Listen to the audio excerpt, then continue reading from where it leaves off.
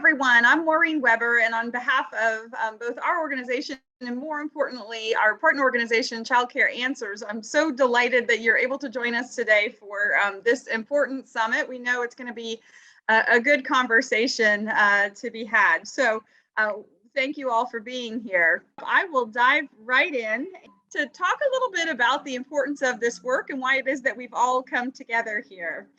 And with that, it really is one of a very few rare opportunities to make what's considered a two-generational impact. You know, there aren't many investments that we can make as a state or as a community where you can influence both our current talent pipeline and the future talent pipeline all at one time. And this is truly one of those rare and exceptional opportunities. So what we know is that when children have access to very high quality early care and education, a whole lot of good things happen for them. And it starts really with first of all, better kindergarten readiness. So they're starting out in school more prepared for what's going to happen in those early years.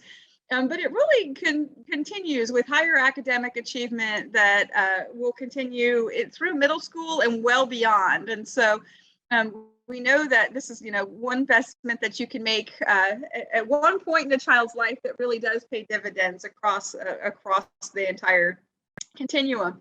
You can expect that children who've been enrolled in high quality early care and education opportunities will see less grade repetition. And so as a result of that, as a state, we save a lot of money by investing here rather than investing later on.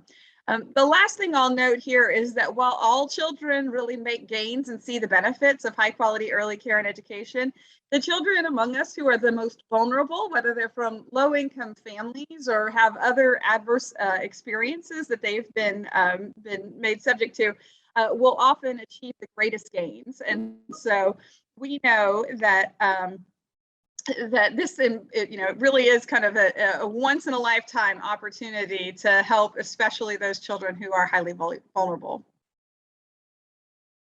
While we're focused on the children, of course, we're doing some pretty amazing things for our economy at the same time. And so Early Learning Indiana, our organization, did a research study. It's been now several years ago. So this is before the pandemic, to look at what is the economic impact of lack of access to childcare. And here we really were just looking at all kinds of childcare and not specific to high quality.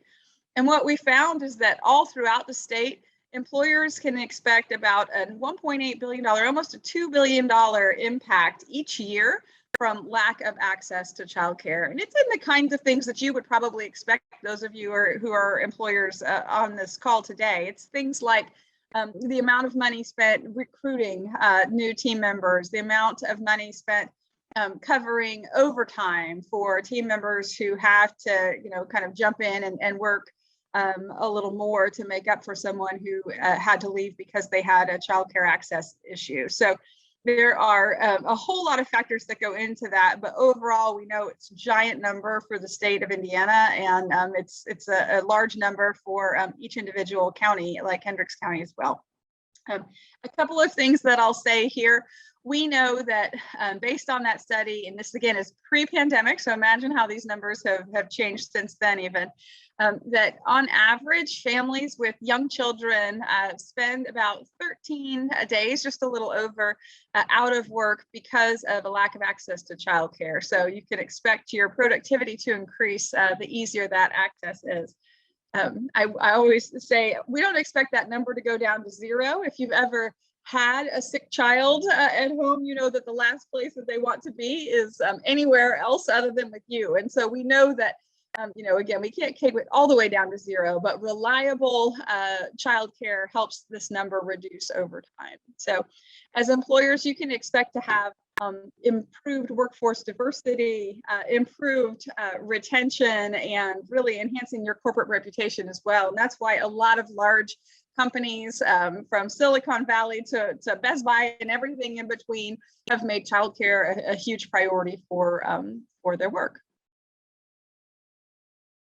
With that, I'll just say just a brief word about the opportunity that we have in front of us right now. So as a part of the American Rescue Plan and the previous federal stimulus dollars that were passed late last year, Indiana truly has an unprecedented opportunity. There have been more than $1 billion extra dollars in child care that have been invested in the state as a result of those pandemic recovery efforts. And so it's really our time right now to take advantage of this moment and make sure that we are capitalizing on those dollars in every way possible. So against that backdrop, we have been asking ourselves a lot of questions about what is childcare access and how do we get just as smart as we can and how we think about it so that we know that every one of those dollars and every philanthropic dollar and every, frankly, parent payment dollar as well can be invested in the best ways possible. And this is a really complex thing for families to navigate. We know there are a lot of different factors that go into family choice of childcare. So we've been trying to sort of break that down a little bit and help communities like yours understand better what the true state of access is in your neighborhood. So we've looked at it in 4 different ways, starting with probably what you would expect, which is to say, what is the overall capacity? Can't do much if you don't have a seat available. And so the first thing we look at is exactly that.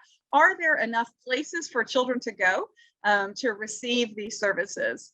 The next, and we think equally important question that we have to ask ourselves is, what is the quality of those seats? Are they is it an environment where a child is likely to develop strong learning outcomes and really get that foundation that we hope for all of the children in our care?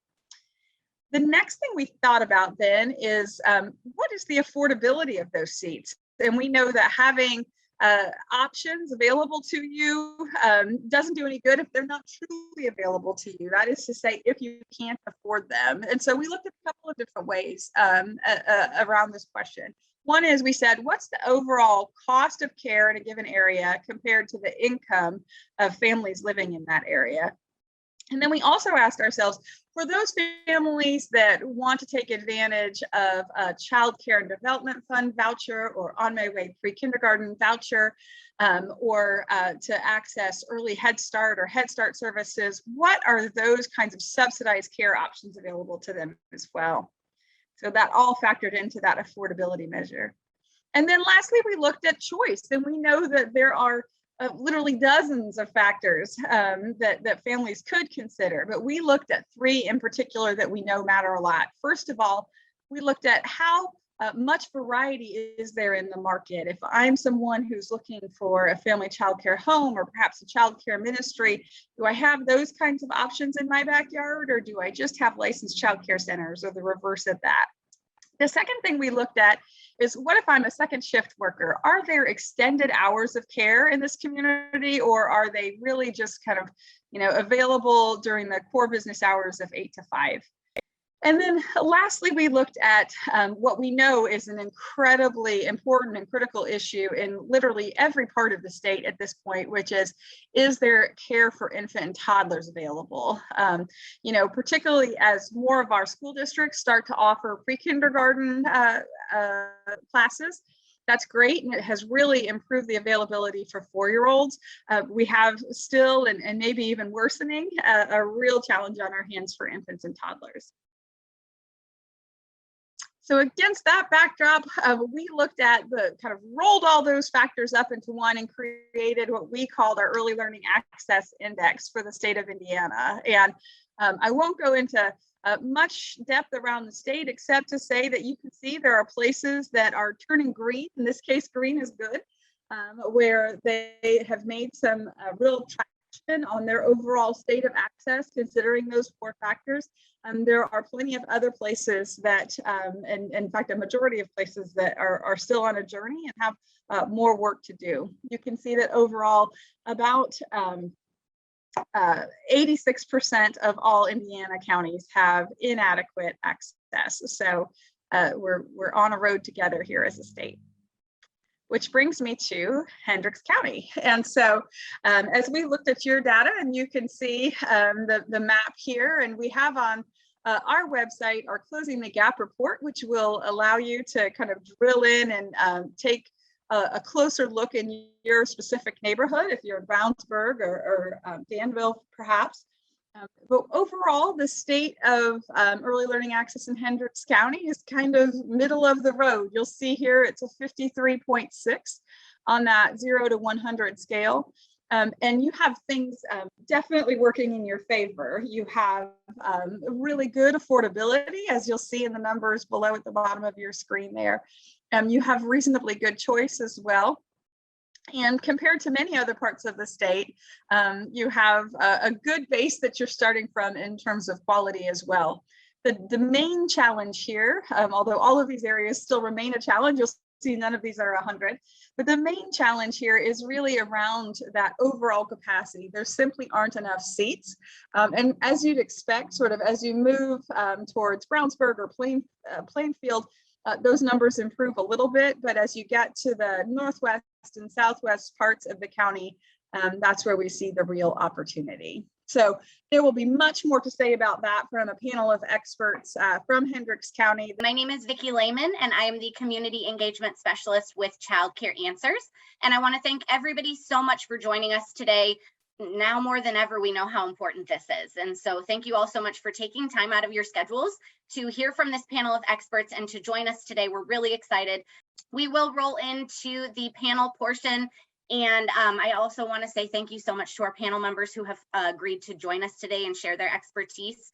And so we have, and I'll actually have each panel member introduce themselves and give a little bit more information about who they are and what they do. But I will say we have Molly Smith, who is with Childcare Answers. We have Rose Wilson, who is with Ivy Tech Community College of Central Indiana. We have Julie Randall with Family Promise of Hendricks County. Jane Rich, who is also with Ivy Tech Community College of Central Indiana. Stephanie Christ, who is with Hydro Gear and is in HR. And then Karen Perkins, who is with North Elementary in Danville, Indiana.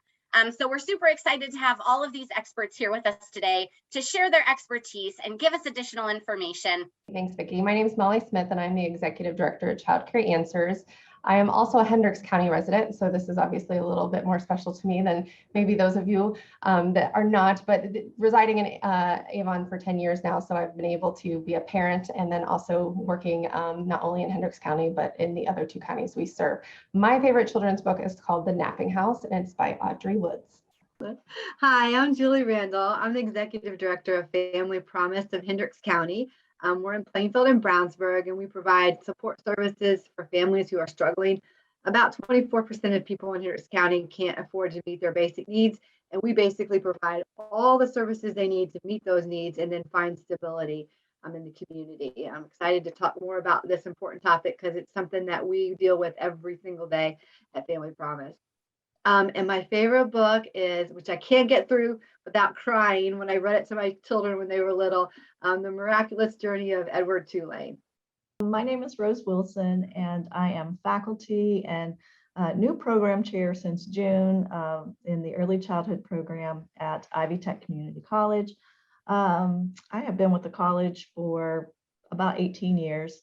And my favorite book these days is titled The Most Magnificent Thing by Ashley Spires. So here it is. Thank you for having me. My name is Jane Rich. I'm an employer consultant, also with Ivy Tech Community College, and I'm with our Career Coaching and Employer Connections Division.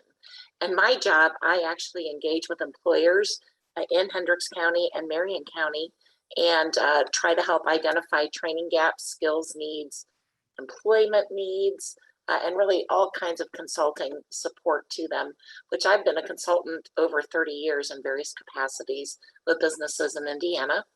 My favorite book growing up that I like to read were Ramona Cleary's series of books. And my favorite book to read to my nieces and nephews was Holes. My name is Stephanie Christ, and I am a Hendricks County resident as well. I live in Avon. I have been in employee services, also known as human resources, for about 18 years now.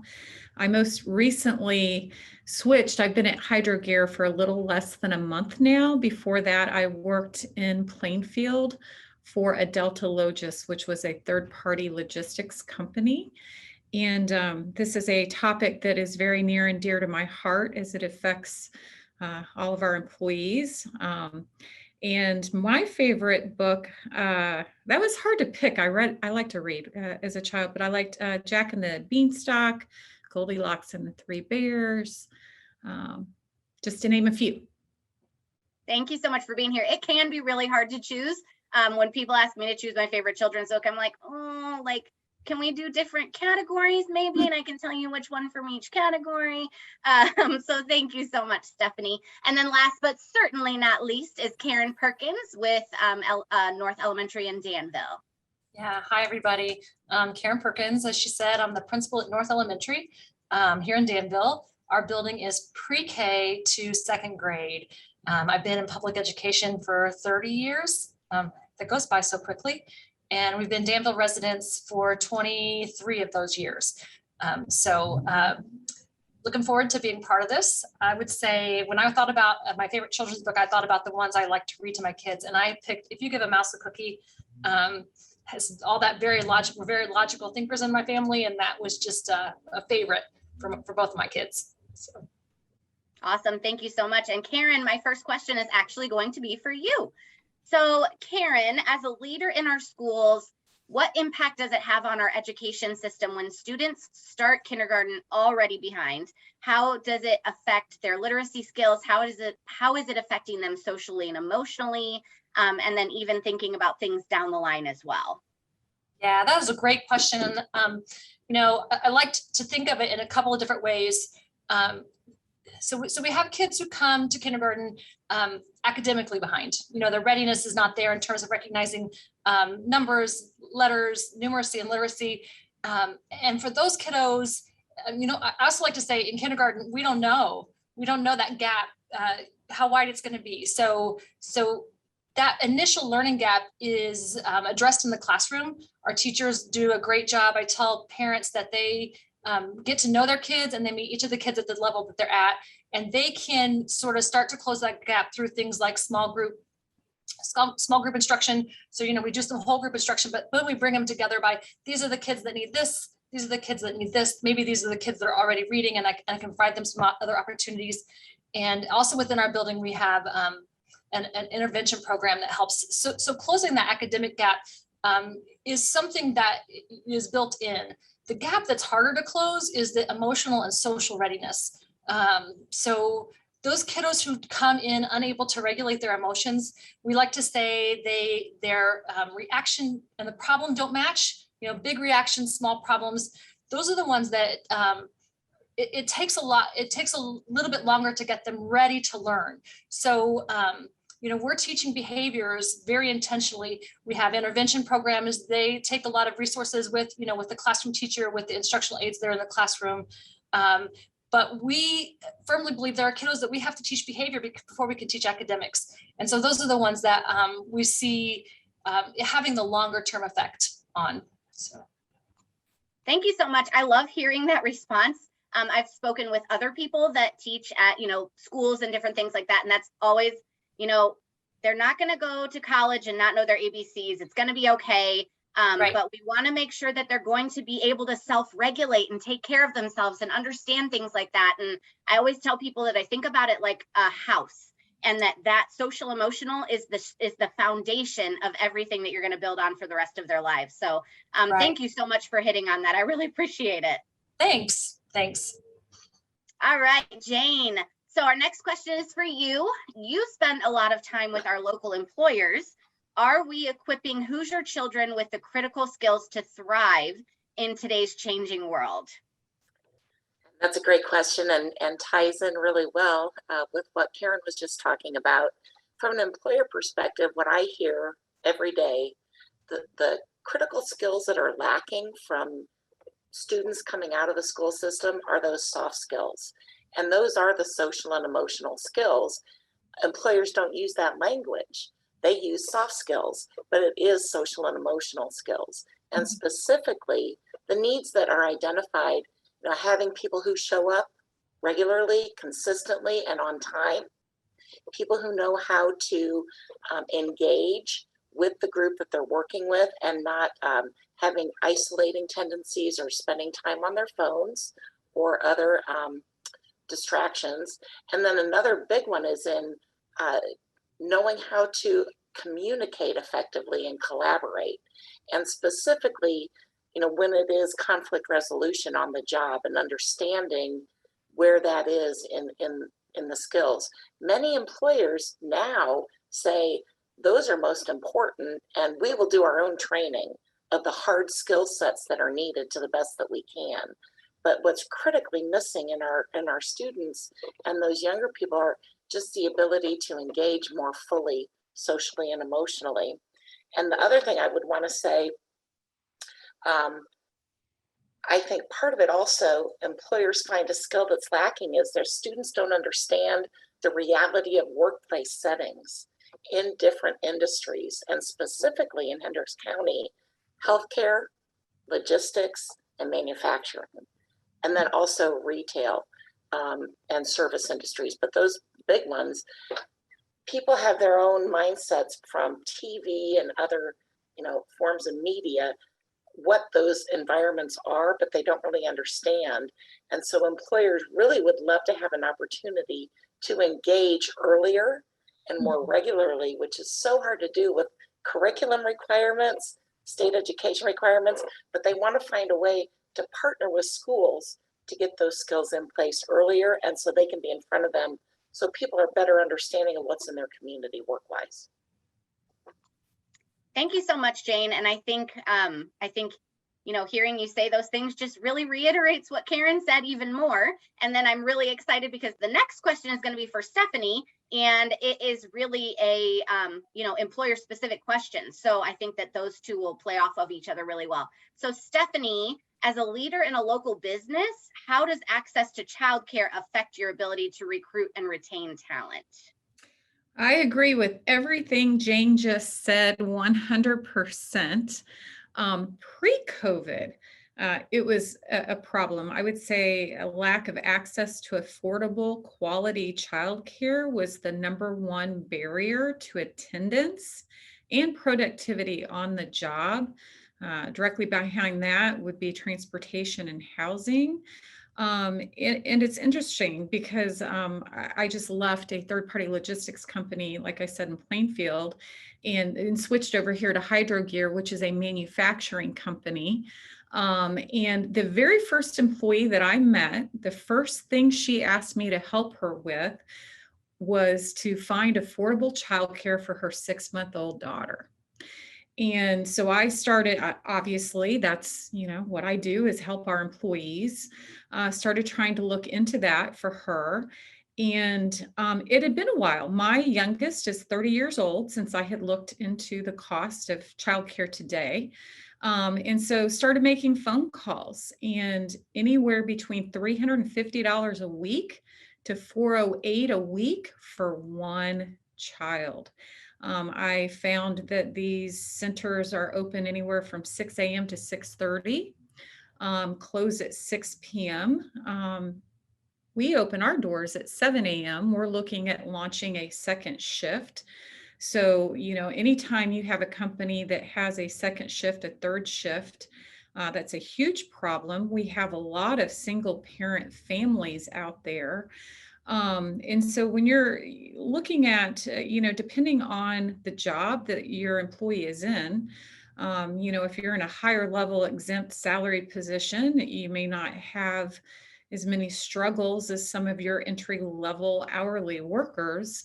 But those people, when you start looking at their take home pay, their net after some of their benefits, I don't know how these people are affording to pay rent or their car payment. With childcare being that expensive. The good news is that this particular employee, I sent her all my data, my research, and these places have extremely long waiting lists. I was hearing some places can't add any more kids until spring, some are next fall, a year from now. Thankfully, she found a facility near her home and is getting help with Head Start. But I was really shocked at how much prices have gone up and the lack of availability in the area, honestly. Thank you, Stephanie. You brought up things that we talk about at Childcare Answers all the time. And so I know that Molly's going to answer some questions later on about kind of what we do. But yeah, I mean, thinking about the cost of childcare, accessibility. I mean, Maureen shared that information about Hendricks County and capacity and what does that look like? And then that doesn't even, and then not to mention, like you said, those employees that are second or third shift, you know, finding care from 6 to 6 is one thing, finding care from 12 to 12 is a whole other thing. And so thinking about those non-traditional hours as well. So I appreciate that you mentioned that, because that's definitely something that we think a lot about too with the work that we're doing in capacity building. So thank you. So Rose, moving on to a question for you. What are the barriers that programs in our community face when it comes to providing care? Well, first, you know, barriers are meant to be removed and moved around. So that's I think the good news that we can say that about a barrier is that it's not a permanent structure, right? What I have found out is, especially since the pandemic, that first of all, we are still in the midst of this pandemic, but a lot of early care providers and teachers are leaving the field. So this is leaving a void in centers and schools for them to replace those folks who are leaving the field. They have to close classrooms because they don't have enough staff. So this goes back to the capacity issue. And then, you know, these things also are going to contribute to putting quality at jeopardy as well. So interestingly enough, I looked at some of the study from Eli and had noticed there were some centers that do off hours, which I don't know exactly what centers those were, but I think I saw a few in Hendricks County that they do some non-traditional hours, and I could certainly see where that is of value to employers. And that's a real tricky thing, because if you're a parent who has to leave their child in care for non-traditional hours, you want to make sure that is like the utmost care, right? At nighttime, they're sleeping, and are they getting what they need in the evenings and things like that. And I also had noticed that there was a lot of family childcare providers, which is really promising to me in Hendricks County. So I don't think that we should discount or leave out any groups. So those are important things. As far as the barriers go, just from our perspective at a community college, people who come here that are working in the field, we are really trying to work with their own schedules. And I'll talk more about that in, I think, the next set of questions that you have. But I also live in Hendricks County. I don't have children, but I've lived in Hendricks County for over 20 years. And I'm very interested in what Julie Reynolds has to talk about, her program, Family Promise, because I would be so happy to maybe start collaborating and talking to you about how we can strengthen the care and options in Hendricks County, so that we're supporting families and children. Thank you so much, Rose. I really appreciate your answers to that question. And I think it's interesting, you know, a lot of you that have answered questions have mentioned the pandemic. And I kind of think you can't not, right? So we have to acknowledge that this is the world that we're living in right now. But if we were having this conversation prior to the pandemic starting, I think answers would be very different. I think that the pandemic has really highlighted the importance of early childhood education and how essential the field is. And so thanks so much, Rose. And then our next question is going to be for Jane. So Jane, we just heard about some barriers programs in our community might be facing. Are you aware of any other barriers? And then also maybe how local leaders or employers are addressing these barriers? What does that look like? Sure. And Rose really hit the high points and the barriers within the community. And really just a couple of words that I use to describe some of them are The barriers are capacity, flexibility in services offered, and the costs, obviously. And in communities and leaders, with childcare as well as many other things in our pandemic world, business owners need to start thinking more creatively, and they need to think outside of the box, because what worked for their employees pre-pandemic is not working now. And on top of that, you've got advancements. There's something called Industry 4.0, and things are going at a much different rate in manufacturing, and lean needs, and so many different buzzwords and activities happening in specific industries. And it's critical that business owners understand, to achieve what they need to achieve, they need to be supporting education, early childhood, elementaries, middle, secondary, and post, in ways that we can't even imagine or haven't even thought of yet.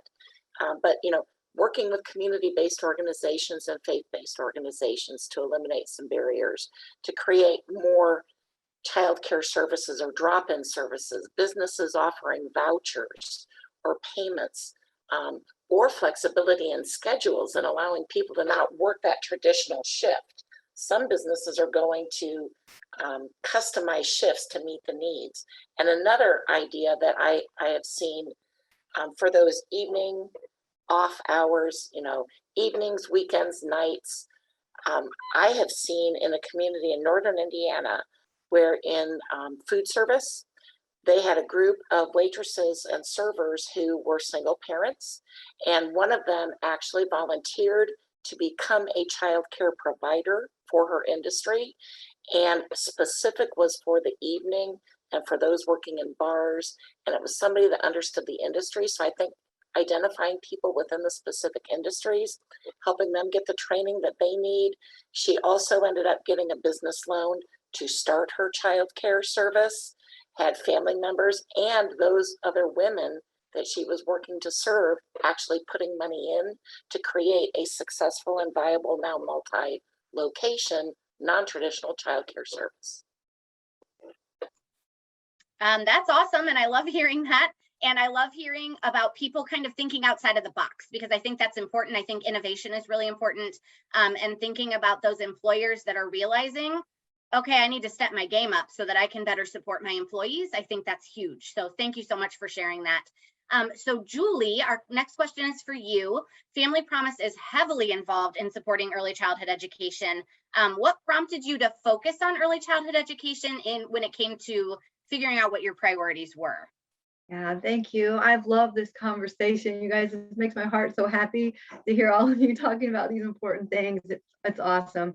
And again, it's what all of us deal with every day, and we struggle with. So probably about 5 years ago, we have a group that met in Hendricks County for the last 15 years, and social service providers, churches, other nonprofits, we'd all get together every quarter and we talk about what are the struggles in our community? What are the barriers for stability? And I'd been going to this meeting for 10 years, right? Every quarter. And we just kept regurgitating the same topics, the same things over and over again. And we weren't creating any solutions. But what we did distill down was that there are four main barriers in our community that create instability. They create poverty. They create homelessness. They create all of the things that we're trying to avoid. And the first is a lack of affordable housing. The second is a lack of reliable transportation. The third is a lack of living wage jobs. And the fourth, and the big one, is a lack of affordable, accessible childcare. We kept coming back to that over and over and over again. We knew we had to tackle those four barriers, which I love how you say they're movable, Rose. I love that. That's great, because they are movable. And that's what we've done with childcare. And so we decided we would have to create something different if we really were going to truly meet the needs of the community and those who are struggling for stability. We always are waiting on CCDF, right? We're always waiting for those vouchers to come through. We're always waiting for a place to utilize those vouchers. And we realized that we were just wasting our time and energy waiting for things that we couldn't control. And so we decided we were going to go a different direction, because we knew that we needed childcare for low-income families that was flexible and worked with them instead of trying to fit the needs of those childcare centers in with our families, because the fit just wasn't working. So we partnered with a local church that wanted to start their own childcare center. called St. Mark's Episcopal Church in Plainfield. And they were kind of having a hard time getting off the ground, getting children in the program, just rolling the whole program out. And we said, why don't we partner together? Why don't the two of your church, and they made their own child care center there too, and Family Promise joined together to meet the needs of the community by providing low-income child care for low-income families. So right now in Hendricks County, this is our one source for affordable childcare. This is where that 24% of people that I talked about receive early learning. This is the place for that. Families that are homeless have free childcare. They don't pay anything for childcare at all. It's free to them. Families that are poor, that are we're really scattered. If they're struggling, they pay on a sliding scale. We make it work. We make it fit. We make sure that those parents can go to work every day, and that the children have really high quality early education. And then we also mix it in with the full tuition kids, but it's still affordable, like $150 a week, that kind of affordable, so that it really truly is accessible to families that are struggling and need it. But the very most important thing that St. Mark's, and it's actually called Totally Kids Childcare, is that it's a whole family encompassing program. It's not just about providing that childcare, it's about providing everything else. And to us, that's the very most important thing for families that are struggling, is that they have stability. It's all about stability all day long. And that stability comes for these children. A lot of times it's because they're in school, because they're in these early learning childcare centers. This is their stability. This is part of their family. And I think we as a community have to acknowledge that that is part of the role of these centers, is to become part of their families. And that means dealing with the whole family, the whole person, and utilizing the resources that we have in our community to make sure their needs are met so that they can be stable. Those are the most important things to us, and those are the biggest gaps that we see in the community. Thank you so much, Julie. I love hearing that you saw a problem and you found the solution. Like, here's the issue. This is what we're going to do about it. And then also really realizing that this is a whole person, whole family focus. More often than not, if you have a family that's struggling with one thing, then they could utilize resources for other things as well. And so I love the fact that it's kind of a one-stop shop for those families. And so thank you so much for sharing. And I know I have another question for you a little bit later. Our next question is a big one, and it's for Stephanie. So I apologize ahead of time. So Stephanie, what is the role business should play in childcare? That is a loaded question, but I would love to know your perspective on it. Yeah, this is hard. It takes a community to raise a child, right? And there's nothing more important than early childhood education. That video really struck a nerve with me. I think businesses are really going to have to start thinking outside of the box. Right now, in every single industry, we are hurting for talent. Whether it's in the medical setting, we're short airline pilots, bus drivers, every industry is hurting for labor. And I think the benefits that we're offering, I have seen a shift in recent years on the amount of interest or enrollment in traditional benefits, whether it's 401k plans, medical plans. When I look at kind of the data, so HR Daily Advisor back in 2019 had written an article that 50% of the workforce was worried about childcare. The most recent number I read was 62% of our employees are worried about quality childcare and affordable childcare. And so, what do we do about that? Some of the things that I think companies are doing is giving a daycare stipend, or maybe going into a concierge kind of service with benefits, in recognizing, this is how much money medical insurance, other than salaries, is the next biggest cost for any employer, is the cost of that insurance. People, unless you're making at least $50,000 a year, you're going to be struggling to pay for affordable childcare. and people aren't enrolling, they're waiving, they're having to choose between, do I feed my family? Do I put my kids in daycare? So they're waiving things like medical insurance. They're not enrolling in their 401k plans. So some companies have gone to a concierge kind of, here's how much money we're going to give you. We're going to let you pick what benefits mean more to you right now. So maybe people with younger children are waiting to sign up for their 401k later, taking those dollars and using them for childcare.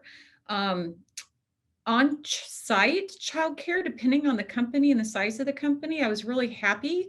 My new employer, Hydrogear, does have daycare on-site in Sullivan, Illinois, which is their headquarters.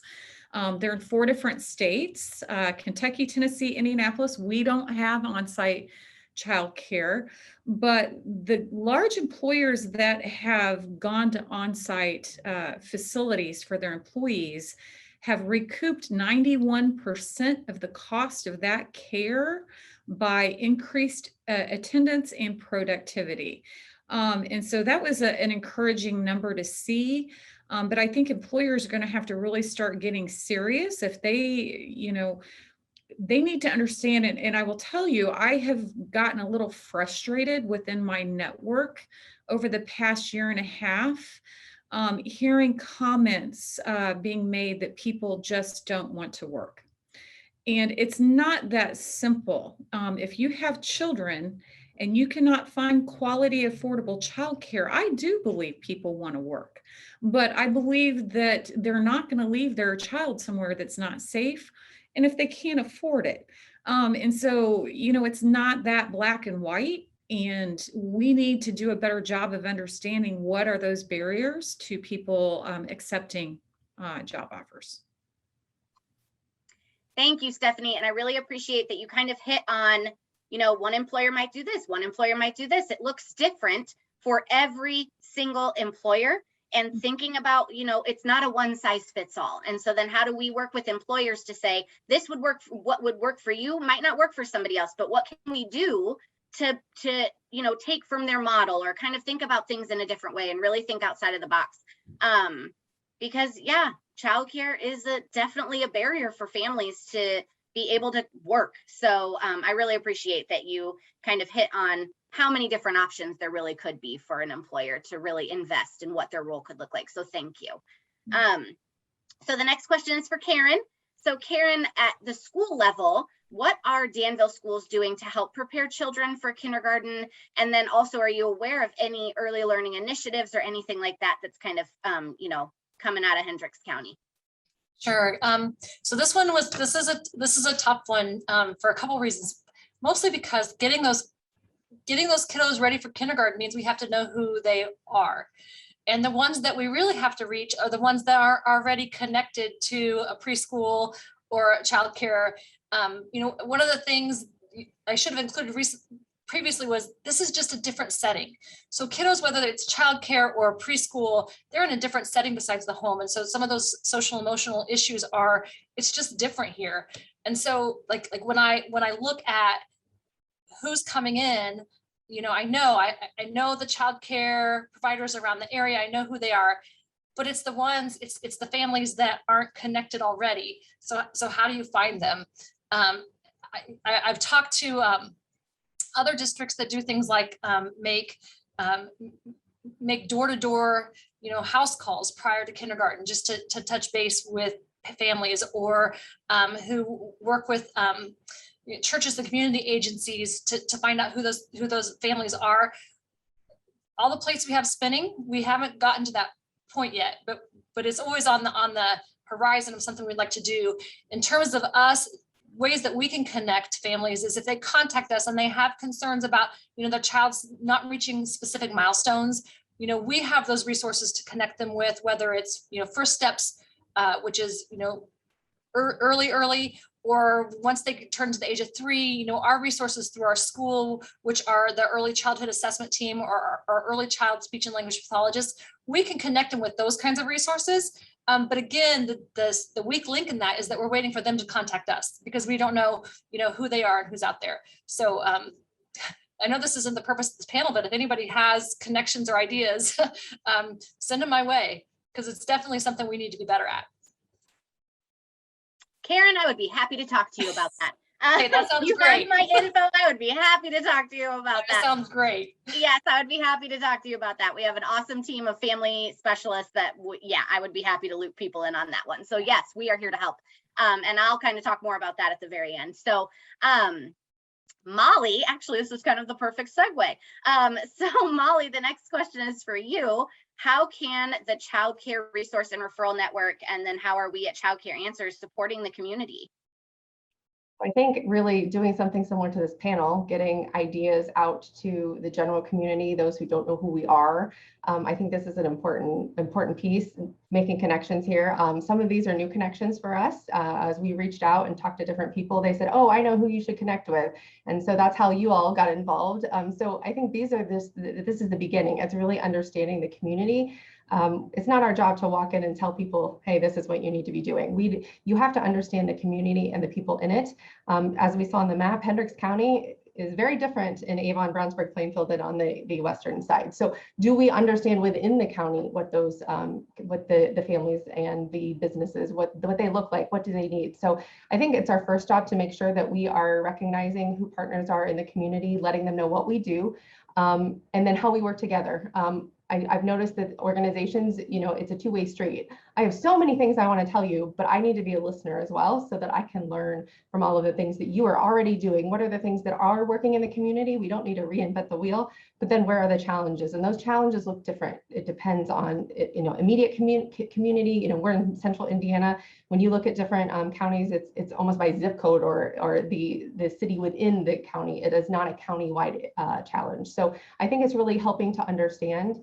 It's our job to also, as Maureen had mentioned, the Closing the Gap report. When these things come out, there are things that make complete sense to the general community, and there are other things, what does this mean? And so us making sure that we help support those things that come out about early childhood, quality care, things of that nature, so that everyone is understanding and on the same page. And from that, obviously, we hope that there are actionable items that we can support.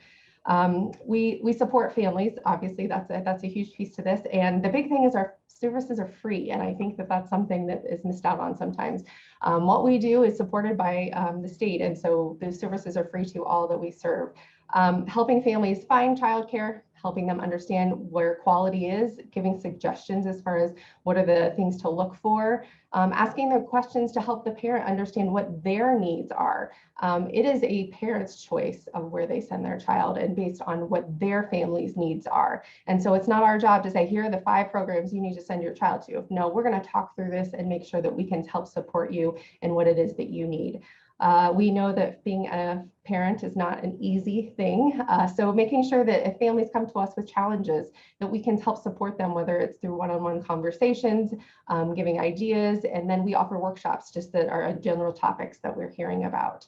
As many of you have discussed employers and how all of that works with childcare, that's a big portion of our work, and helping employers see the benefits that can come out of making sure that they're engaging employers or their employees in the ways that they can learn about them. So is childcare the reason why I'm showing up to work late every day? Well, what can I do to support you? By asking that question, there is a value put on that employee versus just assuming, they're just late, we're going to dock, they're going to get points, and if so many points, then they're fired. That's not the way to engage, and turnover obviously is going to be a problem from that. So how can we support employers when it comes to surveying employees, offering ideas about family-friendly policies? Every employer is different, small, large, and everything in between. So maybe I can't offer a huge childcare stipend, but what can I do to offer some flexibility so that if your child is sick, you can work from home in the afternoon? That is very dependent on the type of employer and the type of business that you run. But us being able to come from a different perspective, you're worried about your bottom line. Well, we're worried about that too, but we're trying to help from a different angle. And so hopefully with those conversations, a lot can come from that. And then we obviously know capacity is an issue. So as seen by the map, where there may be challenges to find quality childcare. So we want to make sure that we're helping businesses open and that are going to be sustainable and successful. And as the COVID-19 has decided to share with us that there are a lot of challenges with keeping a childcare business open when it comes to cost, staffing, so many different things. So we want to make sure that we're offering the support ahead of time while these childcares are becoming opening, going through the process of inspections, making sure they have all the information they need so that we can help them make the best decision for their business. And so some of that will come to capacity, helping give ideas of where there is low capacity, where are we getting calls from families and they cannot find childcare, or every childcare is full.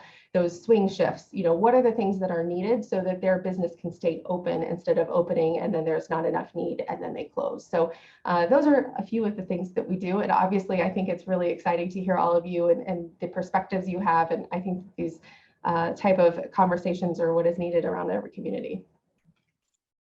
Thank you, Molly. And I can tell you, as the community engagement specialist at Childcare Answers, I am very excited about kind of what comes next after we do this event and what that looks like in Hendricks County.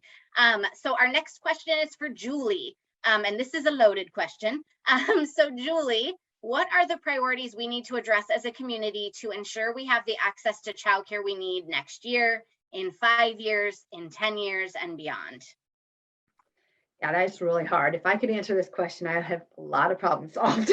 But I'll do my best to kind of talk about from my perspective what we see that really needs to happen. And I'll go back to that one word I used the first time I answered, and that's stability.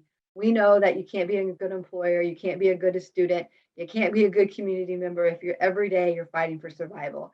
And unfortunately, there's a lot of people in our community that every day close the door or their car door or their home door and are like, oh my God, I can't believe I made it through another day. What am I going to do to get through today, tomorrow? And how am I going to get food on the table? How am I going to get to work? How am I going to get my kids to school? Forget about homework. Like I don't even have the capacity to deal with homework.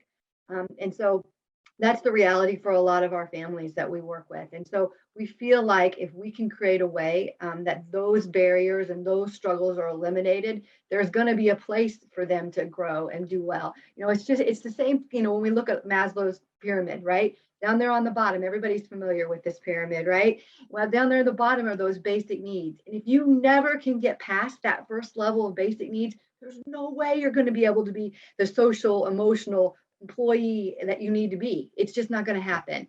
And so we really are focused on meeting what those basic needs are. So in our community, housing should be for everyone. We need to have more affordable, accessible housing. And that looks like people with evictions or prior criminal records or kind of a shaky work history still have access to quality housing that they feel like they can maintain.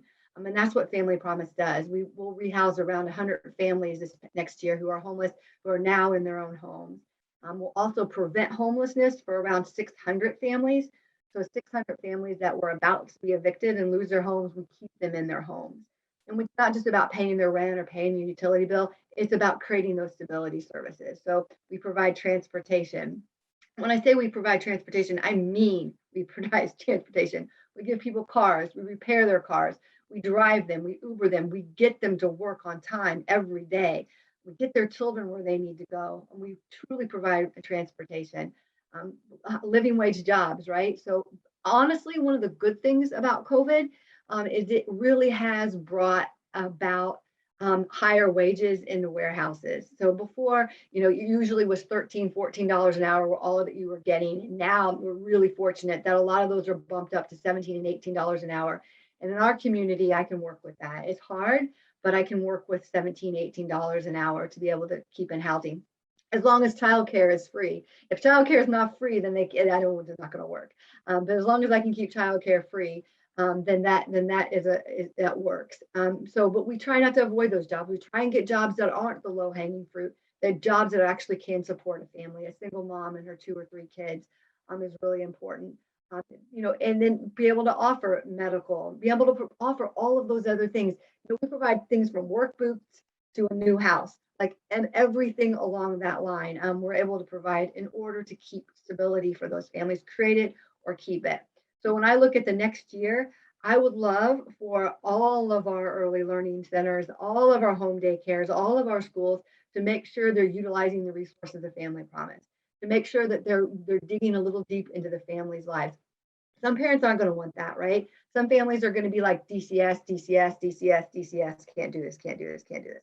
And that is a reality for a lot of poor families. They fear that if it appears that their lives are not stable, if it appears that they're going to lose their home, or their kids don't have enough food, or they don't have transportation, or whatever, DCS is going to be involved. I mean, this is just truth, okay?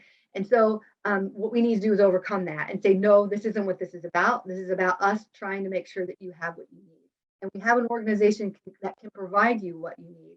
And those referrals come to Family Promise. We serve about 150 families a week right now in Hendricks County, and those are almost all Hendricks County families.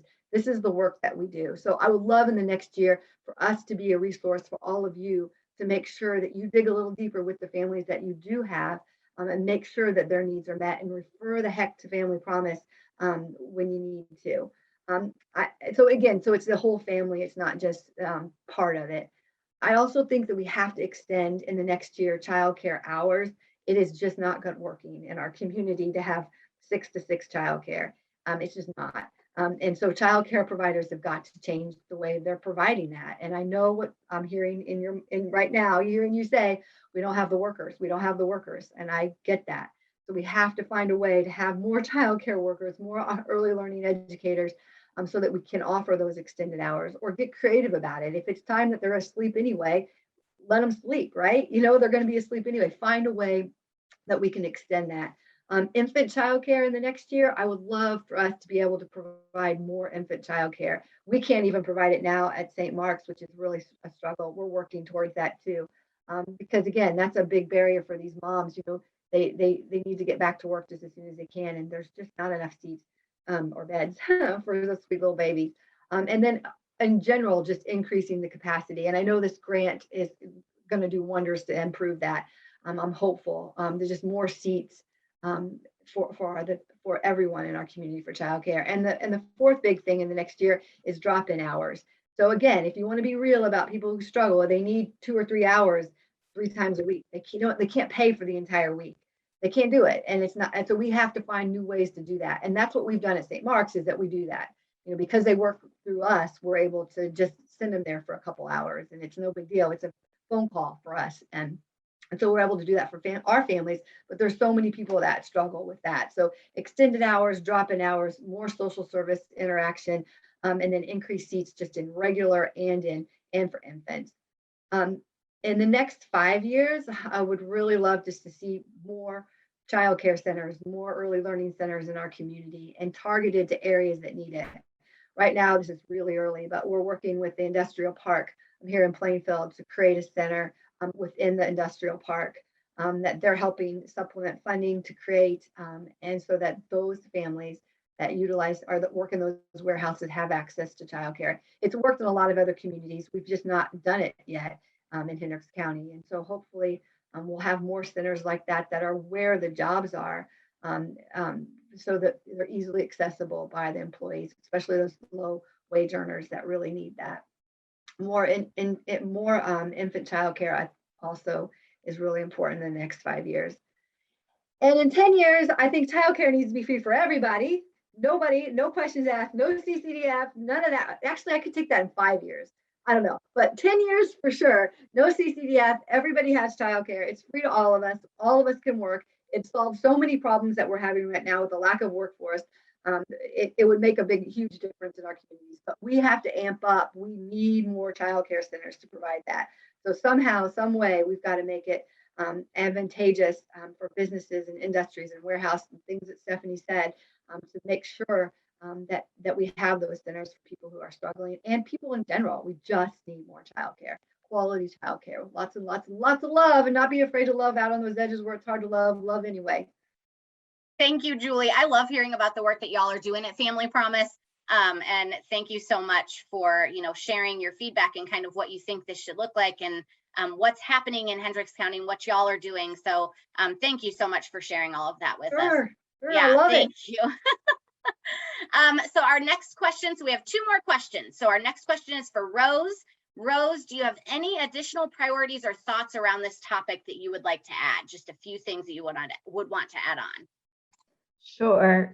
First, I just want to say how it warms me and my heart, and I'm very happy to hear that Hendricks County, first of all, I hear children, family, community, those 3 things that make our society very strong and healthy, right? So I think in Hendricks County, we have this kind of foundation that's been laid, and we just need to keep building on it. And I love hearing that, you know, someone from the restaurant industry said, I will take on the role of being a childcare provider for my colleagues who have to work in the industry. Those things are unique. And if that person can tell their story to other people, that will inspire other people to think about maybe they have the capacity to do that and serve in that way. The same thing, I love to hear about all the wraparound services.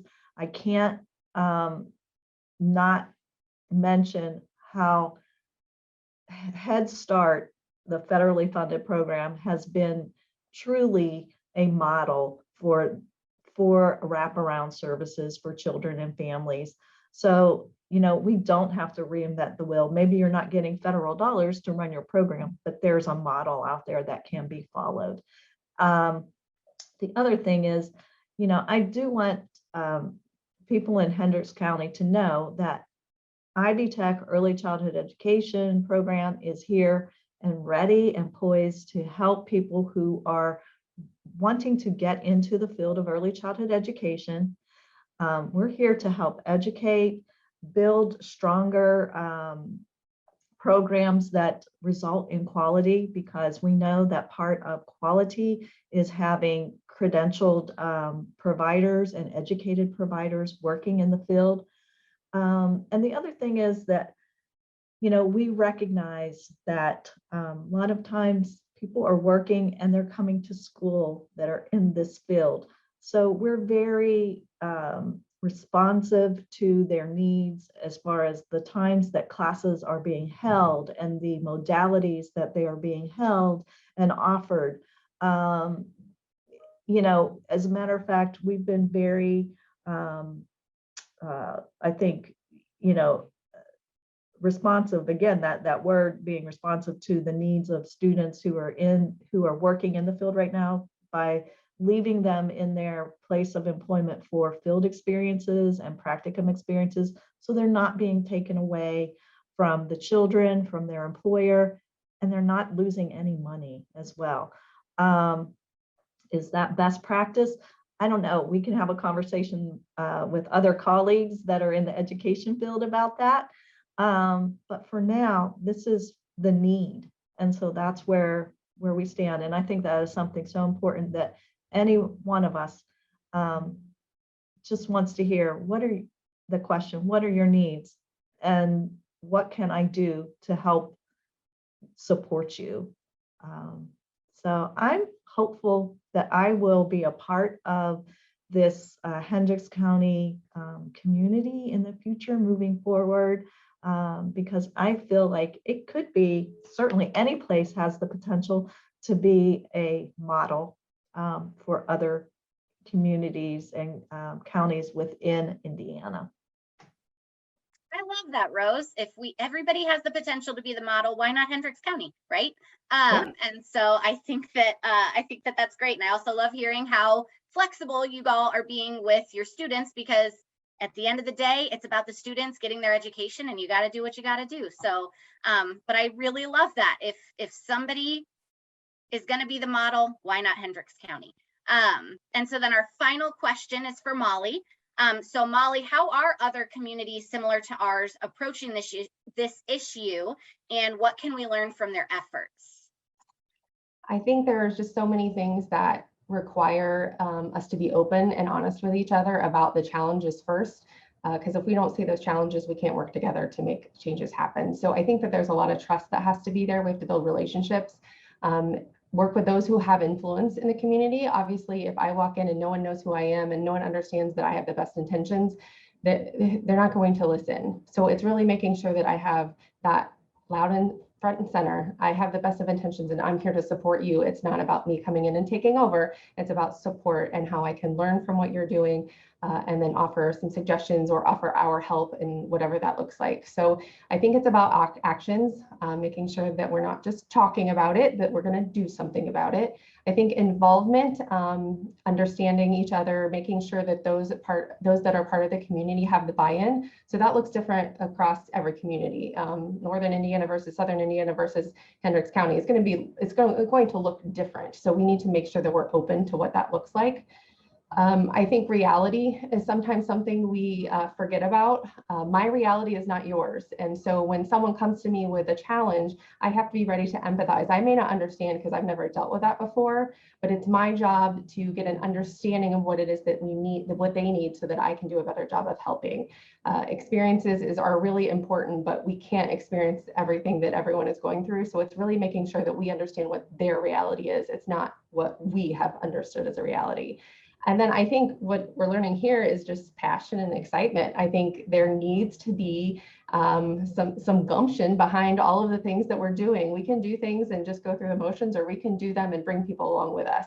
And so when I see coalitions and boards and panels and all kinds of groups out there, to me, it's about what are they doing to have the conversation, obviously within that group, but then what happens from there? So how are we intertwining? So when I hear about all of the services and the work that everyone does, we all have a part to play. Some of it may overlap each other. Well, good. That just means there's more of us to do the work. It should not be I'm stepping on somebody's toes. This is about working together and making sure that we understand each other's needs, what we can do, what we can't do, what we need help doing, and just really making sure that we're working together. And so when I have heard of some of these successes, and when I see these coalitions pull things together, and they've, when I hear organizations that were paying for childcare for other people, that have that need, I'm like, how'd you do that? What were your things? What did you learn from, doing this process? How can we replicate?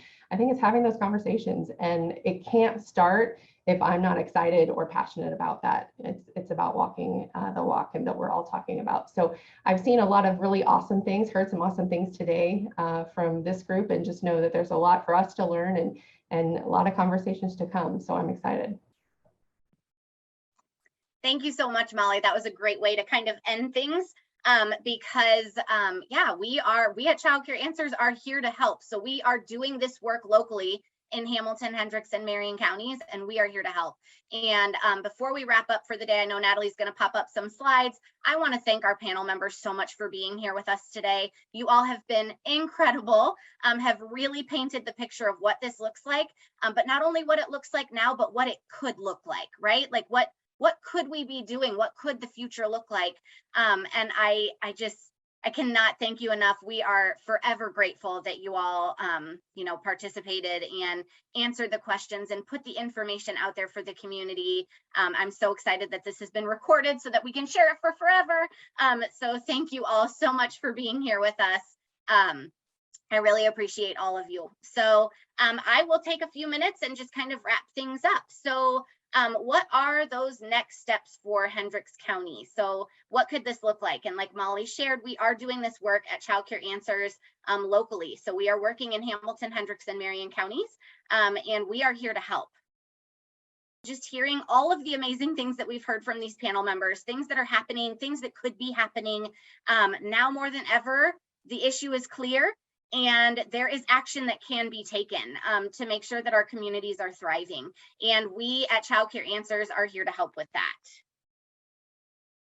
So the next steps, if you want to take a deeper look at the Closing the Gap report, you can contact Natalie Brake. Something else that you can do locally, set up a time to talk with us at Childcare Answers. If you are leaving today, and like Molly said, talking about it is awesome. Now what next? And you're having that now what next?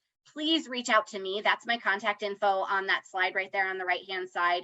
I would love to talk more about, the resources that we offer for families, what we can do in the community, what we're doing with employers, how we're working on capacity building, and what does that look like?